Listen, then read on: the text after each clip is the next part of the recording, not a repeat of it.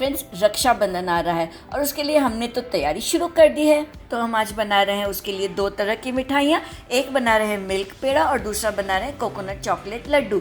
और ये दोनों ही रेसिपीज़ बहुत आसान है, इतनी आसान है कि आपके घर में छोटे बच्चे भी आसानी से बना पाएंगे। और ये दोनों ही बहुत ही कम चीज़ों से बनती है। तो चलिए बनाना शुरू करते हैं। तो पहले बना रहे हैं हम मिल्क पेड़ा और उसके लिए हमें चाहिए 1 कप मिल्क पाउडर, 1/3 कप दूध, आप कोई भी दूध ले सकते हैं, 1/3 कप शुगर और ये कैस्टर शुगर है, पिसी हुई है, 2 टेबलस्पून देसी घी और हमने 2 छोटी इलायची को पिस के उसका पाउडर बनाया हुआ है। बस सिर्फ इतनी सी चीज़ें चाहिए और चलिए बनाना शुरू करते हैं।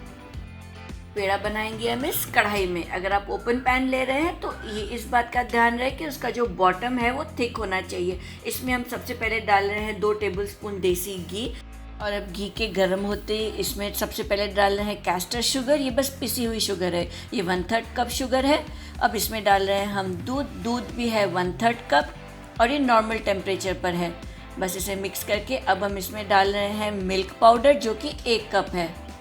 और मिल्क पाउडर डालने के साथ हमें इसे मिक्स करते जाना है। आप अगर हड़बड़ी में या जल्दी से डाल देंगे तो इसके लम्प्स बहुत ज़्यादा फॉर्म हो सकते हैं, आपको मिक्स करने में ज़रा तकलीफ़ हो सकती है, प्रॉब्लम्स आ सकते हैं। इसलिए इसे ज़रा हल्के से या इंस्टॉलमेंट्स में डालिए और मिक्स करते जाइए। इसे बिल्कुल इतनी अच्छी तरह से मिक्स करना है कि बिल्कुल कोई लम्प्स ना फॉर्म हो। और ये पेड़ा बनाने के लिए हम जितनी भी कुकिंग कर रहे हैं बिल्कुल धीमी आंच पर होनी चाहिए। आपका गैस बिल्कुल ही जितना आप लो रख सकते हैं उतना लो रखिए, क्योंकि अगर इसे आप हाई करेंगे तो ये मिल्क पाउडर जल सकता है, आपका पेड़ा अच्छी तरह से नहीं बनेगा। अब इस मिक्सचर को हमने कुक होने देना है और कुक होते इसे घुमाते रहना है। इसमें लम्प्स जितने भी हैं वो बिल्कुल निकालते जाना है और आप देखेंगे कि इसका टेक्सचर बिल्कुल स्मूथ होता जाएगा, इसकी क्वांटिटी कम होती जाएगी और ये बहुत ही थिक होता जाएगा। और थोड़े वक्त के बाद 10 मिनट के बाद आप देखेंगे ये थोड़ा स्टिकी हो जाएगा। तो ये देखिए हमारा ये मिक्सचर बिल्कुल आधा सा हो गया है, इसकी कंसिस्टेंसी बड़ी थिक हो चुकी है और ये बहुत ही स्टिकी हो गया है। और ये कंसिस्टेंसी आने तक हमें लगे करीबन 14 से 15 मिनट, हम इसे घुमाते रहे हैं। अब इसमें डाल रहे हैं इलायची का पाउडर। आप वैसे इलायची के पाउडर के बजाय आप अगर कोई और फ्लेवर चाहते हैं तो आप इसमें वनीला एसेंस डाल सकते हैं या कोई भी और एसेंस डाल सकते हैं। वैसे इलायची का मज़ा देसी रेसिपी में सबसे ज़्यादा अच्छा आता है। इस मिक्सचर को हमने तब तक पकने देना है जब तक कि इसकी स्टिकीनेस चली नहीं जाती है। देखिए छोटा सा बॉल बना के देख रहे हैं हम, इसकी अब तक स्टिकीनेस है तो और 3 से 4 मिनट इसे रखना पड़ेगा और धीमी आंच पर ही रखना है। इसकी आंच बिल्कुल ऊंची नहीं करनी है और इसे घुमाते रहना है। तो देखिए ये इसकी स्टिकीनेस चली गई है, ये बिल्कुल अच्छी तरह से बॉल बन रहा है।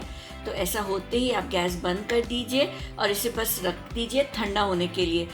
मिक्सचर को ठंडा होने देना है करीबन सिर्फ 4 से 5 मिनट। बस इतना ठंडा होने चाहिए कि आप इसे हथेली पे रख के इसका पेड़ा बना पाएँ। तो ये देखिए मिक्सचर हमारा ठंडा हो चुका है। अब 1 स्पून जितना मिक्सचर लेके हम उसे हथेली में घुमा के जैसे एक बॉल बनाते हैं, एक लोई को बनाते हैं, वैसे इसे पेड़े का शेप दे रहे हैं। आप जो भी चाहे शेप दे सकते हैं। इसके ऊपर हम एक रख रहे हैं कटा हुआ बादाम, बस उसे प्रेस कर रहे हैं और ये हमारा पेड़ा रेडी है।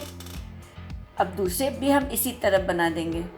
तो बनाना कितना आसान है आपने देखा ना, ये बहुत ही स्वादिष्ट होते हैं, इसे आप ज़रूर ट्राई करिएगा। चलिए अब बनाते हैं हम कोकोनट लड्डू, जो हम कोकोनट और चॉकलेट से बनाएंगे। कोकोनट चॉकलेट लड्डू भी हमारा बहुत ही कम चीज़ों से बन जाता है, बहुत आसान है उसे बनाना। तो उसके लिए हम सबसे पहले ले रहे हैं 1 कप ड्राई कोकोनट पाउडर।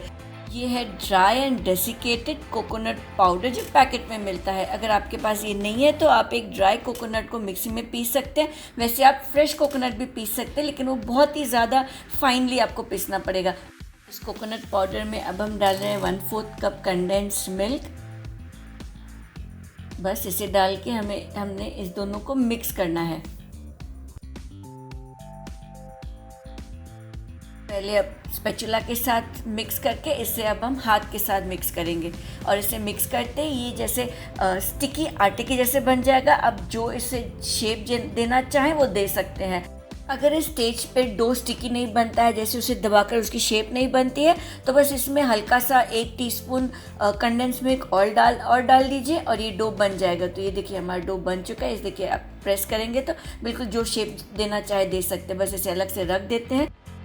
इसी तरह अब बनाएंगे पिंक कलर का मिक्सचर, जो कि लड्डू के बिल्कुल अंदर डालेंगे हम। उसके लिए ले रहे हैं पहले आधा कप कोकोनट डेसिकेटेड पाउडर, उसमें अब हम डाल रहे हैं रूह अफ़ज़ा। रूह अफ़ज़ा डालेंगे हम सिर्फ 1 टेबल स्पून। अगर आप रोज़ फ्लेवर नहीं बनाना चाहते, मतलब रूह अफ़ज़ा नहीं डालना चाहते, तो आप इसमें जो भी फ्लेवर चाहते हैं उसका स्क्वैश डाल सकते हैं। तो ये गया इसमें रूह अफ़ज़ा। इसे मिक्स करके इसमें डालेंगे थोड़ा सा और कंडेंस मिल्क, बस 1 टीस्पून कंडेंस मिल्क काफ़ी है, और इसे मिक्स कर देंगे। जैसे हमने पहले वाला मिक्सचर बनाया था वैसे ही इसे भी मिक्स करके हम बना देंगे। तो ये मिक्सचर हमारा बन चुका है। अब बनाएंगे इसके और हमारे वाइट मिक्सचर के लड्डू। अब बनाएंगे हम पिंक मिक्सचर से छोटे से बॉल्स। ये बहुत ही छोटे होने चाहिए, ये लड्डू के अंदर का हिस्सा बनेंगे। बस इसमें से बनेंगे करीबन हमारे 7 बॉल्स।